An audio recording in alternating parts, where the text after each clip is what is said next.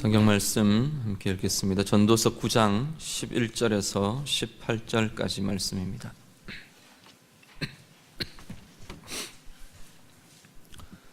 구약 성경 전도서 9장 11절에서 18절 말씀입니다.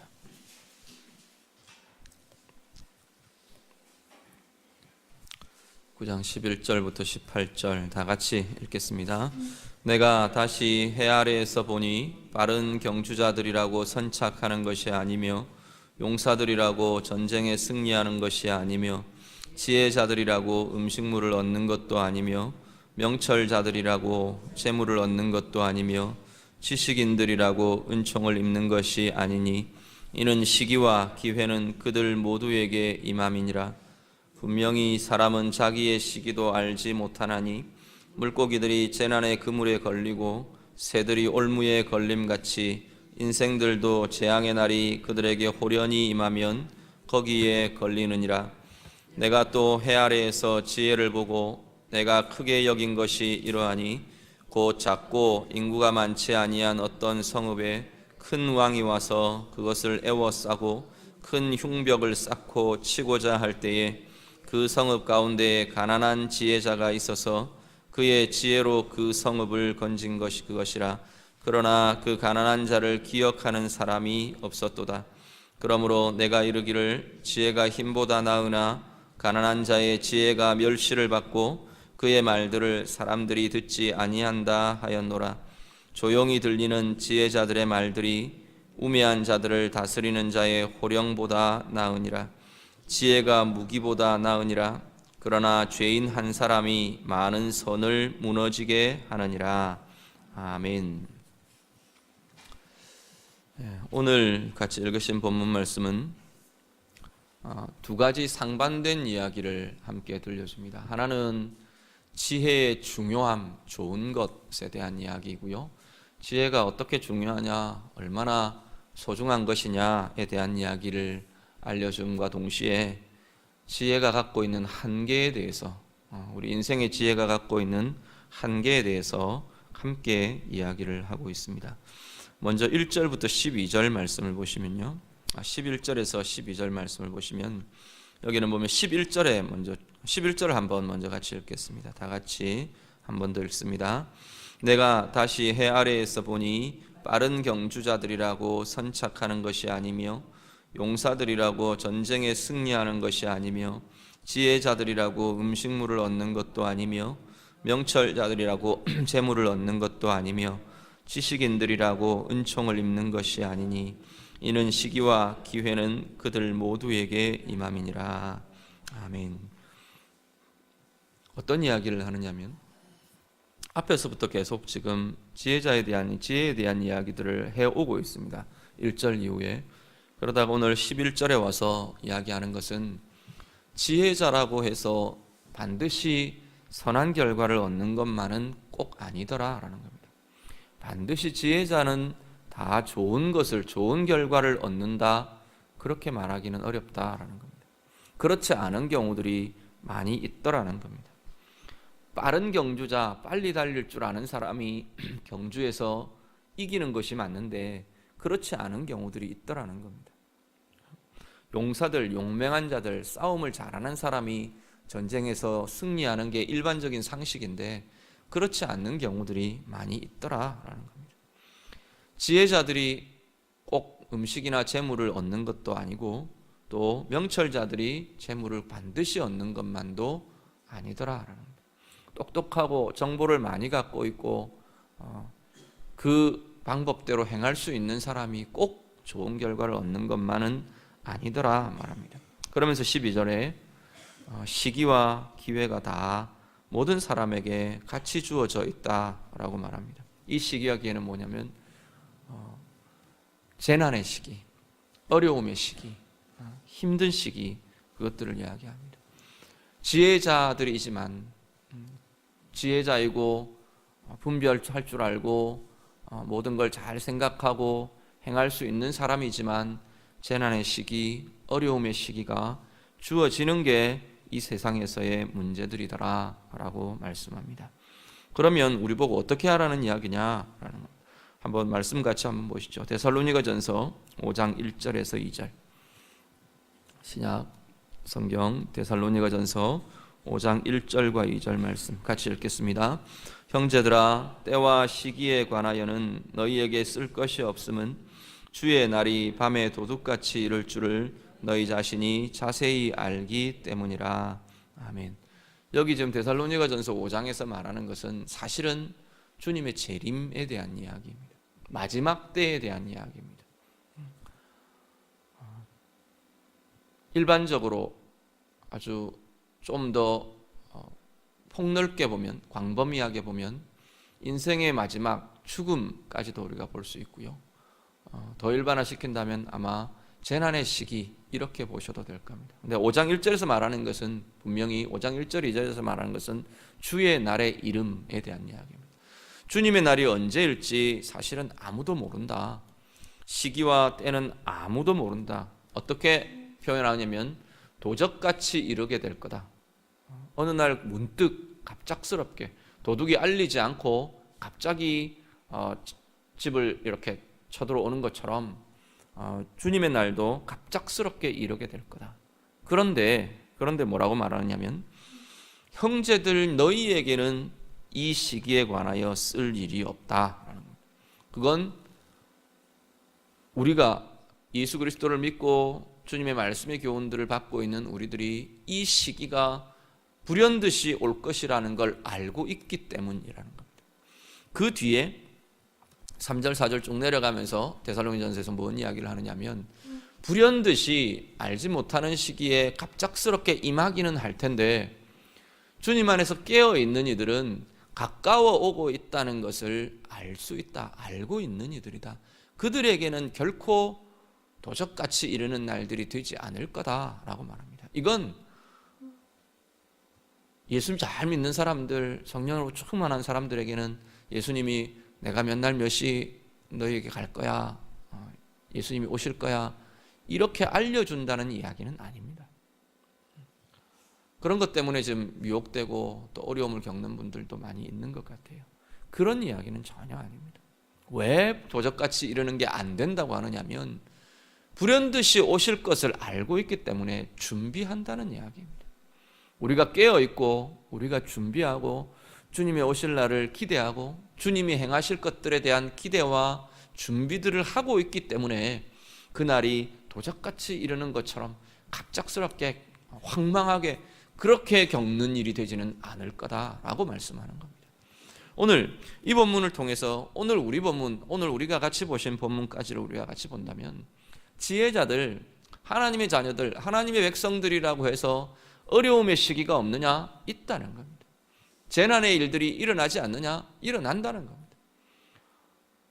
세월호 사고 있은 지가 이제 1년이 되었다 그럽니다.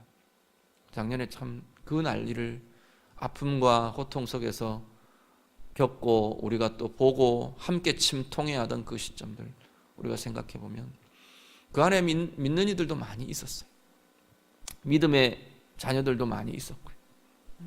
그 일에 대해서 그럼 그들은 예수 잘 안 믿었기 때문에 그런 일을 당했다고 보느냐? 전혀 성경은 아니라고 말한다. 재난의 일들이 우리 가운데 일어날 수 있다는 겁니다.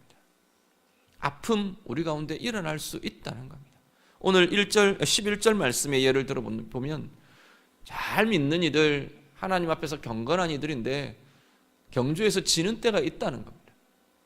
얻는 것에서 실패해서 곰핍함을 누리는 때가 줄이는 때도 있을 수 있다라는 겁니다. 이기지 못하고 패해서 낙심하고 무너지는 경우들도 있을 수 있다라는 겁니다.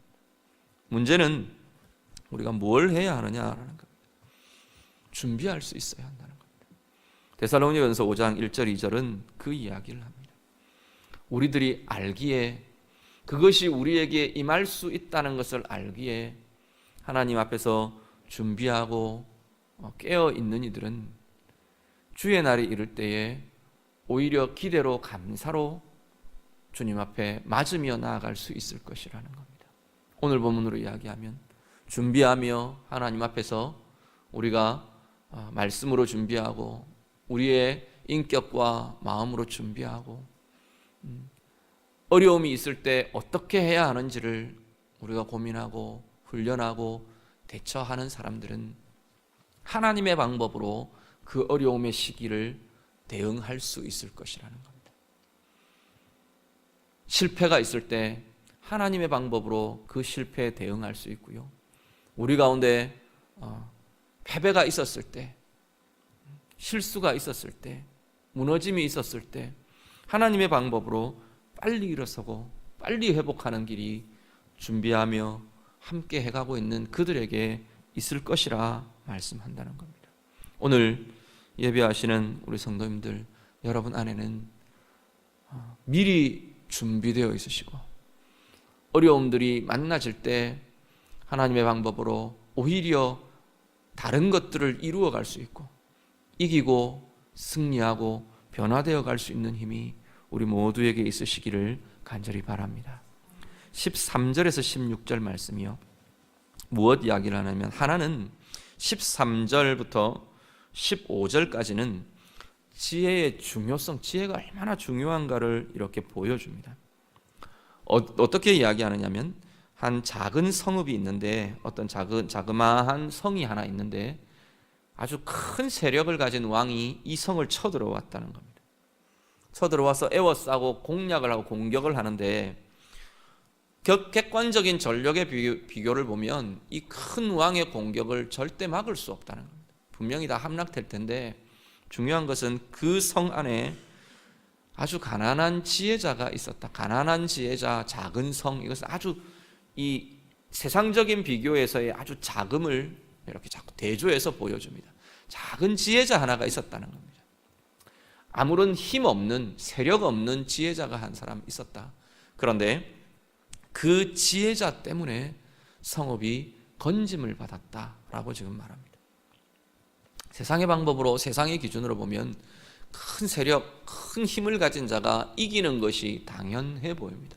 그런데 진정한 지혜를 가진 자는 그 힘을 깨고 이기는 승리의 힘이, 승리의 동력이 그 안에 있다고 성경은 말씀합니다. 그런데 문제는 그 다음에 문제가 있습니다. 16절, 17절 보면 16절 말씀을 보시면 16절 한번 같이 읽을까요? 시작. 그러므로 내가 이르기를 지혜가 힘보다 나으나 가난한 자의 지혜가 멸시를 받고 그의 말들을 사람들이 듣지 아니한다 하였노라. 아멘. 15절 하반절에도 그 이야기를 합니다. 성읍을 건졌어요, 그의 지혜로. 그런데 가난한 자, 그 가난한 자를, 가난한 지혜자를 기억하는 사람이 없더라 라고 말합니다. 지혜의 한계는 참된 지혜로 아름다운 것, 소중한 것을 이루어 갈 수 있는 것, 그것은 지혜의 너무나 소중한 것이고 지혜가 가진 힘이고 지혜가 가진 복입니다. 그런데 지혜가 가진 한계는 그렇다고 해서 사람들이 알아주는 것은 아니더라는 겁니다.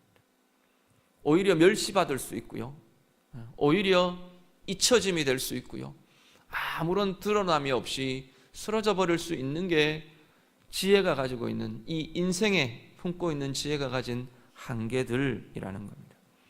그러면 우리가 어떻게 할 거냐?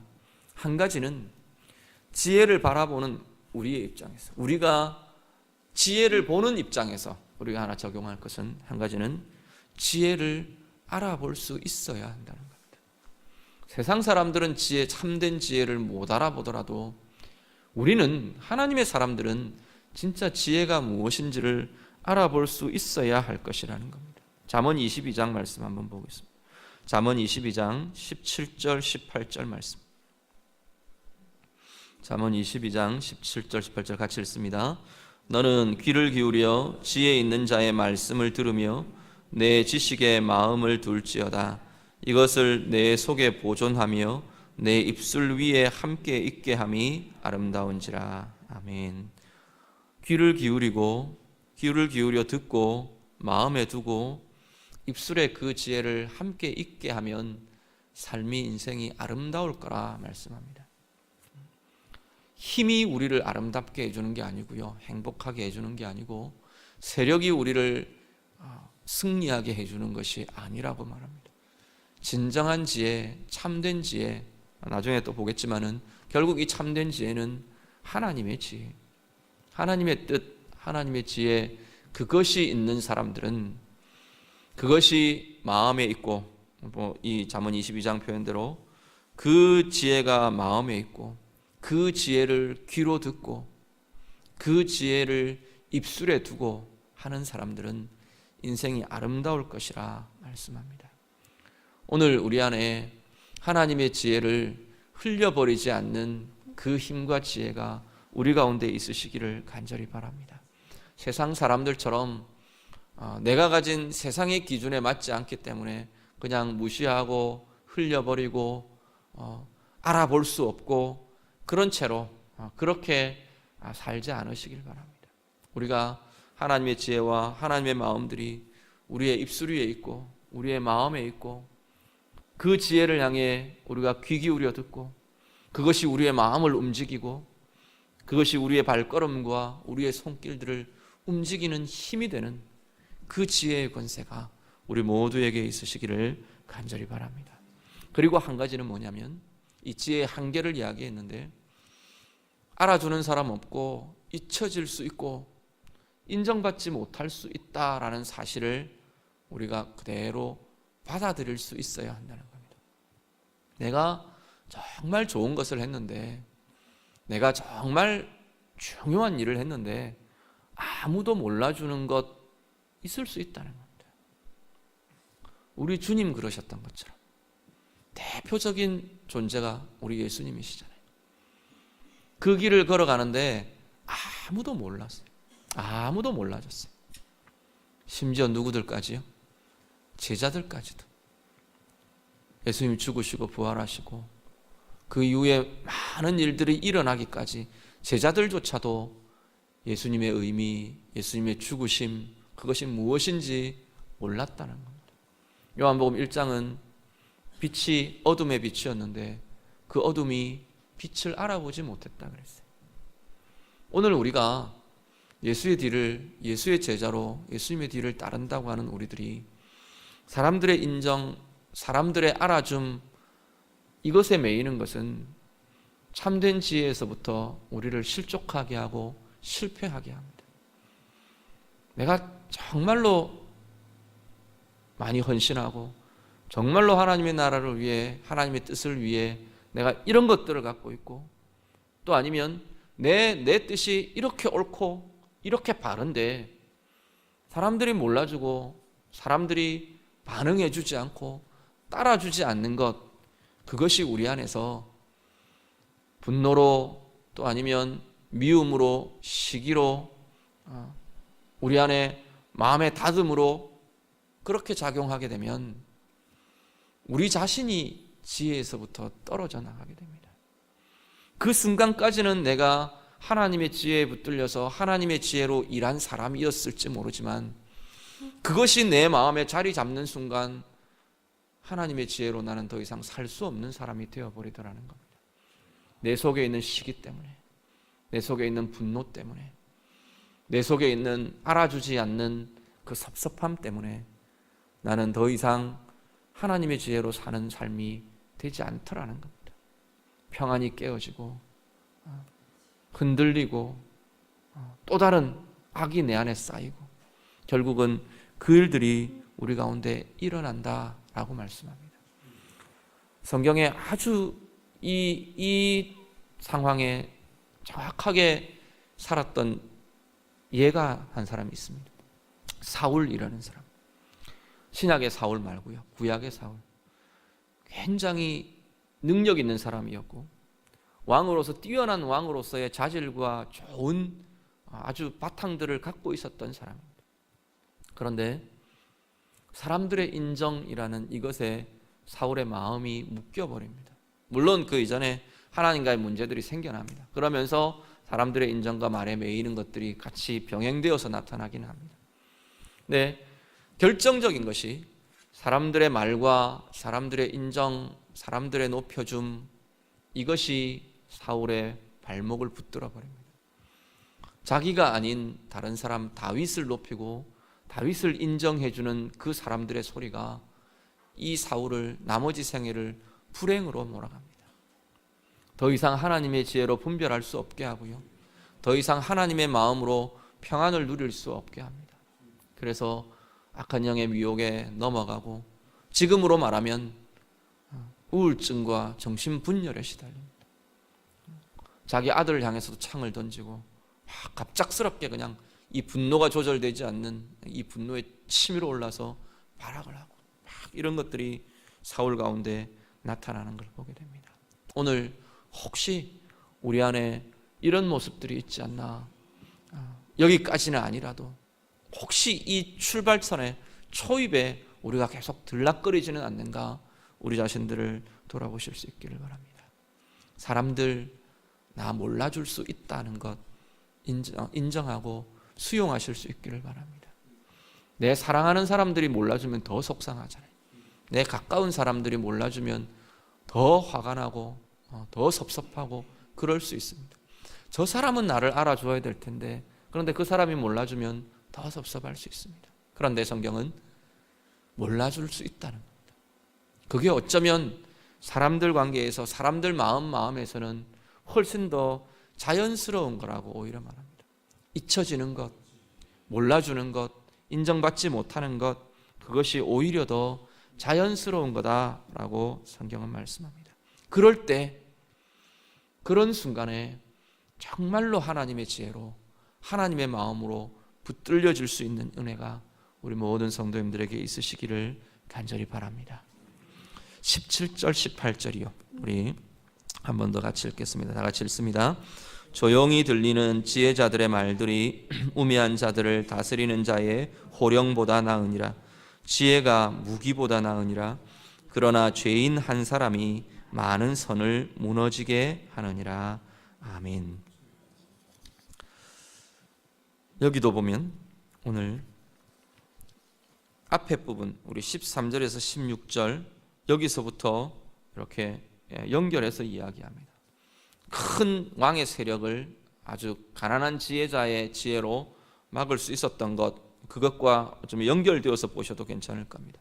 그렇기 때문에 어떻게 해야 한다라고 말하냐면, 어떤 것이라고 말하냐면, 조용한 지혜자의 말이 우매한 호령보다, 우매한 자들을 호령하고 호령호령하고 다그치고 화를 내고 큰 소리를 지르고 그런 것보다도 지혜자의 조용한 소리가 훨씬 더 낫다라고 지금 성경은 말씀합니다.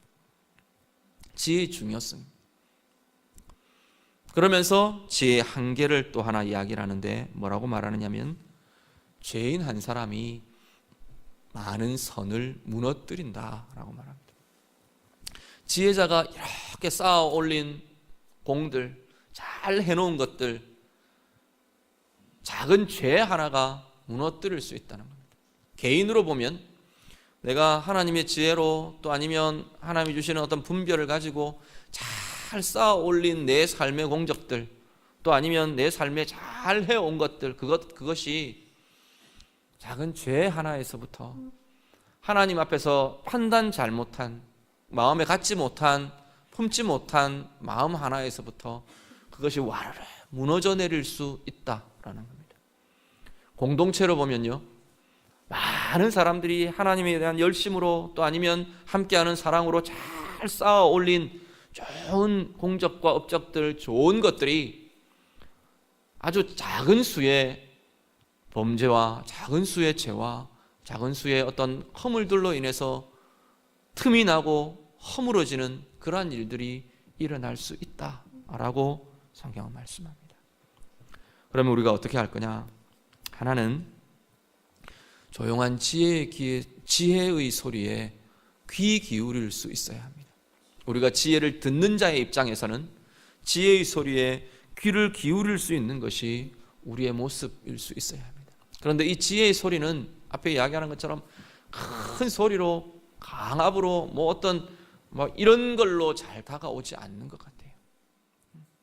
어떤 열광 중에 임하는 것은 어떤 면에서는 우리가 이제 보통 성령의 은사, 이런 은혜, 이런 부분들을 이야기할 때 열정과 이런 몰입과 이런 것 속에서 임하는 것은 주로 힘을 이야기합니다. 힘, 권능, 이런 것들이 그런 것들을 통해서 많이 부어집니다. 분별과 지혜는 어떤 면에서는 아주 조용한 음성들 중에, 세미한 음성들 중에 임하는 것이 오히려 굉장히 많은 걸 보게 됩니다. 엘리야가 그것을 경험합니다. 엘리야가 호렙에서 이제 막 탈진해가지고 광야로 나가서 나 죽기를 원합니다. 죽여주십시오. 그러고 로뎀 나무 아래 넘어져 있을 때 하나님이 사자를 보내서 떡을 먹이고 물을 마시게 해서 하나님의 산 호렙까지 이끌어갑니다. 이제 하나님의 산 호렙에 섰어요. 엘리야가 주의 음성이 들릴까 하고 하나님의 임재가 나타날까 하고 하나님 앞에 서 있습니다. 근데 뭐가요? 불이 일어나고 지진이 일어나고 큰 바람이 일어나고 광풍이 일어나고 막 거대한 큰 권능의 힘의 대표적인 것들이 그 앞에 일어납니다.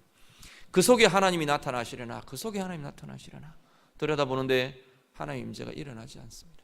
그때 뭐가 있었어요? 세미한 음성이 엘리야에게 들려옵니다. 아주 가느다란 소리가 엘리야에게 들려옵니다. 그런데 그 세미한 소리가 바로 하나님의 임재로, 하나님의 음성으로, 하나님의 지혜로 엘리야에게 부어집니다. 그때부터 엘리야는 탈진하고 다 죽어가던, 죽기를 자처하던 엘리야가 새 힘을 가지고 이후의 사역들을 이루어갑니다. 그 음성은 단지 힘을 주는 것만이 아니고 그 안에 오히려 하나님의 비전과 하나님의 엘리야가 행해야 할 사명들이 그 가운데에서 부어졌습니다. 우리는 무엇에 귀 기울이기를 좋아하십니까? 우리는 어떤 소리들을 우리 귀로 잘 들으십니까? 조용한 지혜의 음성이 여러분의 귀에 정말 잘 들려지실 수 있기를 간절히 바랍니다. 말씀 한 구절 더 볼까요? 잠언 2장 1절에서 5절 말씀. 잠언 2장 1절부터 5절 다 같이 읽습니다. 내 아들아, 내가 만일 나의 말을 받으며 나의 계명을 내게 간직하며 내 귀를 지혜에 기울이며 내 마음을 명철에 두며 지식을 불러 구하며 명철을 얻으려고 소리를 높이며 은을 구하는 것 같이 그것을 구하며 감추어진 보배를 찾는 것 같이 그것을 찾으면 여호와 경외하기를 깨달으며 하나님을 알게 되리니. 아멘. 귀를 기울여서 지혜의 귀를 기울이고 듣는 것, 그게 궁극적으로 뭐냐? 하나님의 뜻을 찾는 것이라는 겁니다. 여호와 경외하기를 깨닫고 하나님을 알게 될 것이라는 겁니다. 그게 궁극적인 우리가 찾아가고 우리가 붙드는 참된 지혜라고 성경은 말씀합니다. 그것을 찾기를 여기 보면 은을 구하는 것 같이, 감추어진 보배를 찾는 것 같이 정말 기대하고 정말 사모하고 정말 바라고 그렇게 찾아가는 이들은 하나님의 음성을 들으며 하나님의 뜻을 들으며 하나님의 지혜를 가지며 우리의 인생과 우리의 삶을 이기며 나아갈 수 있을 것이라 성경은 말씀합니다. 조용한 지혜의 음성에 귀를 기울이는 자들, 하나님의 소리를 듣기를 원하는 이들, 하나님의 음성을 말씀 가운데, 기도 가운데 들어가며 살아가는 이들은 우리 앞에 놓여지는 어려움과 여러 가지 아픔과 힘든 것들, 그것들을 이기며 극복하며 승리하며 하나님이 원하시는 승리들로 이루어가며 나아갈 수 있게 될 것입니다. 오늘 예배하시는 우리 성도님들, 여러분의 삶이 그렇게 되기를 원합니다. 매일매일 순간순간 하나님의 음성으로 참된 지혜를 분별하시고요. 그 참된 지혜는 그냥 뭐 구원에 이르는 것, 누구에게나 똑같은 어떤 동일한 메시지, 그렇지 않습니다. 매일매일 반복되는 동일한, 예수 믿으면 구원 얻는다, 이 동일한 메시지, 그게 가장 핵심적인, 가장 중요한 기본이 되는 지혜이지만 우리의 삶의 여러 상황에 하나님은 그야말로 케이스 바이 케이스, 상황에 맞는 지혜들을 우리 가운데 부어주실 수 있습니다. 사람들에 대한 하나님의 마음을 우리에게 부어주시고요, 그 문제와 상황에 대한 하나님의 생각과 하나님의 마음을 부어주시는 것이 말씀을 통한 하나님의 역사입니다. 그것이 참된 지혜라는 겁니다. 그것이 있는 이들은 그 상황에 져버리는 게 아니라 그 상황을 이기며 바꾸어가며 그렇게 서게 될 것이라는 겁니다. 그런데 마지막 아까 말씀드린 것처럼 이 작은 죄 하나가 선을 무너뜨린다고 지금 이 성경은 경고합니다. 어떻게 할 거냐? 우리 이 예 중에 하나가 여호수아 7장에 나타나는 그 아간이라는 사람의 범죄입니다. 잘 아시죠? 여호수아가 이끄는 이스라엘 백성들이 여리고성을 점령했어요. 아주 기적적으로 하나님의 기적을, 하나님의 권능을 경험하며 여리고성을 함락시켰습니다. 자기들은 손 하나 까딱하지 않고 어떤 화살 하나 쏘지 않고 그냥 그 성을 돌기만 하고 하나님이 지시하신 대로만 했는데 그 성이 무너져 내리고 정복하게 됐습니다. 그런데 그 여리고성을 정복할 때 하나님께서 뭐라고 말하셨냐면 이 전쟁은 내게 바쳐진 전쟁이라고 했어요. 모든 것이 다 내게 바쳐져야 한다라고 말했습니다. 그런데 이 아간이라는 사람이 그 일부를 전리품의 일부를 빼돌렸습니다. 그 다음 아이성 전쟁에서 3번에 걸쳐서 이 이스라엘이 실패합니다. 하나님 뭐라고 말하시냐면 그 아간의 범죄로 말미암아 이스라엘 자손들에게 진노하셨다, 그렇게 말합니다. 작은 범죄 하나가, 작은 하나님의 뜻에서 떠나 있는 작은 하나의 모습이 전체를 허물어버리는 구멍이 될 수 있다는 겁니다.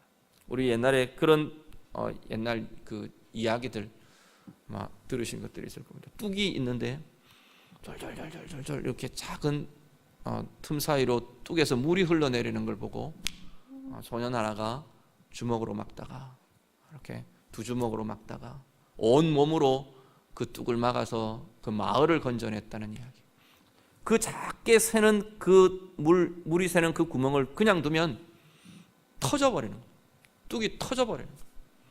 성에 작은 구멍 하나 생긴 그것이 결국은 전체 성벽을 허물어버린 이유가, 원인이 된다는 겁니다. 우리가 어떻게 할 거냐? 내 개인으로 먼저 적용하면요, 우리 개인으로 적용하면 하나님의 지혜로 쌓아 올린 이 모든 것들이 허물어지지 않도록 우리 안에서 하나님 앞에서 작은 허물들, 작은 구멍들을 우리가 찾아 메우시는 일들을 우리가 하실 수 있기를 바랍니다. 내 삶에 틈이 나지 않도록. 틈이 날 수 있습니다. 틈이 나고 구멍이 생길 수 있습니다. 그렇지만 그 구멍이 커지도록 버려두지는 않으셔야 합니다. 그 구멍을 말씀으로 메우시고요, 하나님의 마음으로, 기도로, 하나님의 사랑으로, 은혜의 체험들로 그것들을 막아가실 때 그것은 허물어지는 게 아니라 오히려 그 구멍 때문에 그 주변을 때우고 막으면서 더 굳건한 성, 더 굳건한 힘을 가지는 하나님의 성을 우리가 쌓아갈 수 있을 것이라는 겁니다. 버려두고 엉성해져 버리면 그것은 무너지게 되어 있습니다. 공동체요, 공동체도 마찬가지입니다. 작은 틈 하나, 작은 구멍 하나하나를 함께 메우는 일들을 우리가 하셔야만 합니다. 에스겔에 보면 배의 틈을 막는 자들이라는 표현들이 나옵니다. 배가 있는데 그 배의 틈들을 그 발의 노인들이 그 배를 만들면서 또 배를 해가면서 틈들을 막아간다는 겁니다. 그 틈을 막지 않으면 어떻게 되는데요? 나무 판자와 판자를 이어서 배를 만드는데 그 사이에 난 틈들을 막지 않으면 물이 새들어와서 배는 가라앉아 버립니다.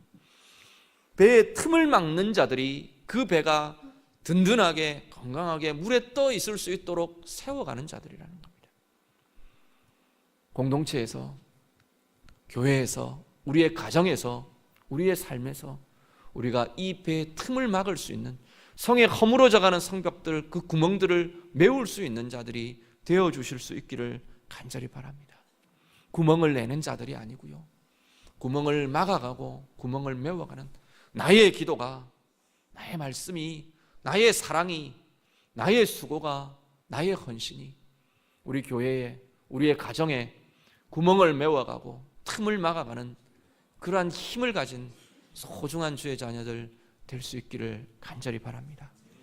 지혜요, 한계가 있습니다.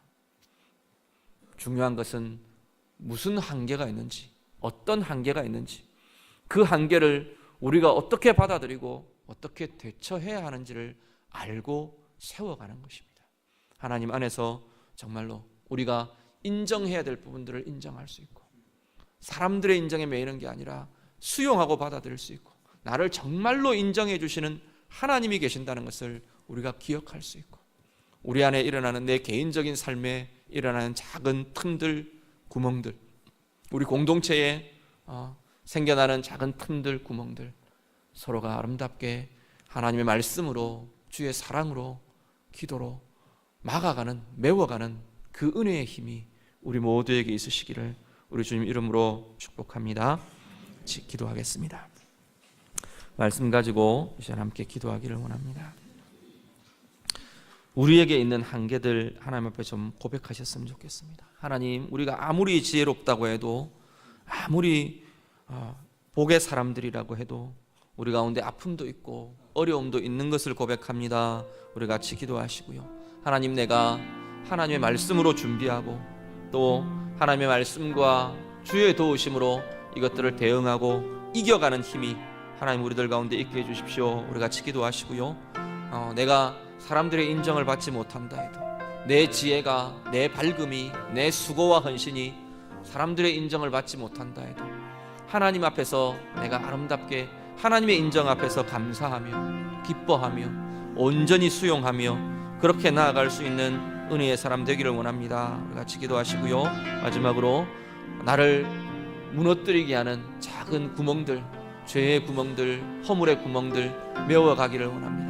우리 공동체를 허물 수 있는 작은 틈들, 구멍들, 하나님, 나의 기도가, 나의 수고가, 나의 사랑이 하나님 메워가고 보수해가는 은혜의 힘이 되기를 원합니다. 우리 다 같이 기도하겠습니다. 기도드립니다.